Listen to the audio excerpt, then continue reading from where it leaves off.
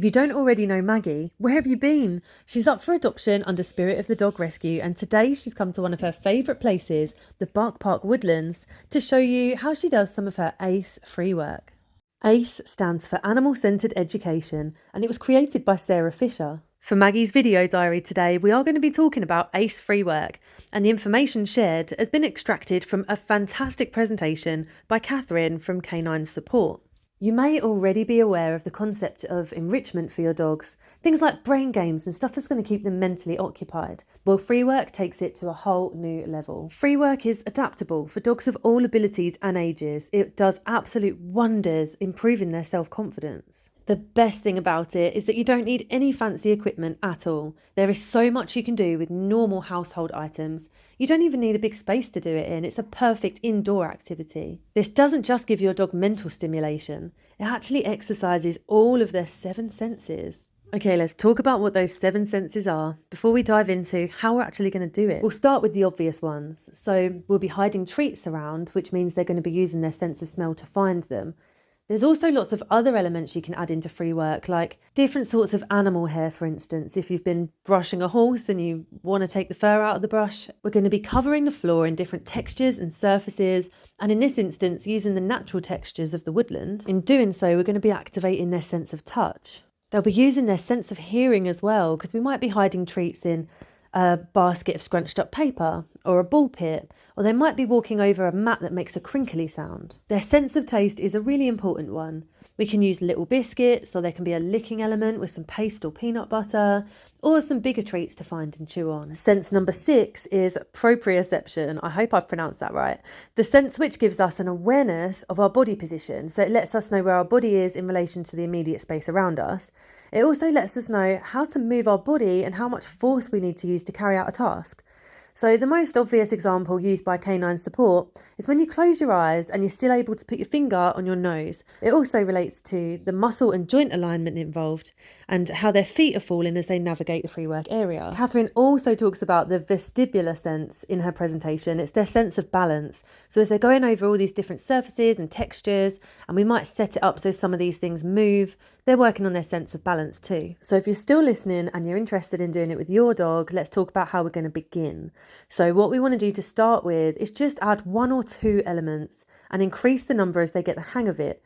We don't want to overwhelm them right away with all this stuff or overexcite them. Maggie's got a few different things out here. These are all things that she's familiar with and has practiced individually before we put them all together. As you can see, this is a very calm, low impact activity and it's a lot of fun. So another idea of something to add, which is really good, is a raised surface. So you might get a little footstool and put a snuffle mat on it, for example.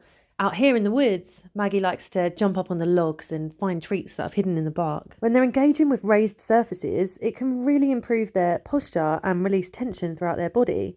So when you're offering water during this activity, it's good to have a bowl on the floor and a raised bowl for that reason. Another reason it's a really good idea to offer them a choice in the height of water bowl is that lowering their head down into a bowl can leave them quite vulnerable, so it gives them the option to be able to still look around them whilst they're having a drink. Once you've prepared a few different surfaces, we're just going to cover them with treats and allow the dogs to explore.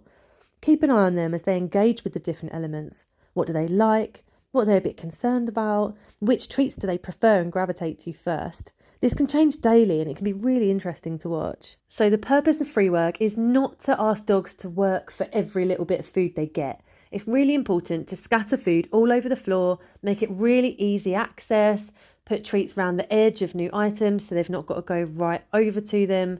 Just make sure they don't get frustrated trying to get at food and they don't feel emotionally conflicted by having to engage with something they're not comfortable with in order to get food. So just throw it everywhere.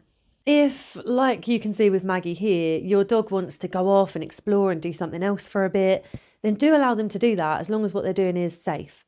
Because we want them to have as much agency over their bodies as possible and to have fun with this. It's all about the dog's emotional experience, allowing them choices and the ability to engage or disengage with things around them. We have to remember all the time that dogs are captive animals in our homes, so if there's any way we can empower them, we should be really gravitating towards those things. If you are in a completely enclosed area and you feel happy to, Then try taking off all of your dog's equipment as well, so they're completely free to move around in whatever way they choose with no physical restrictions at all. ACE free work has so many uses in day-to-day life. All that sniffing and licking and chewing and using their other senses to find food are all natural and self-calming activities for dogs.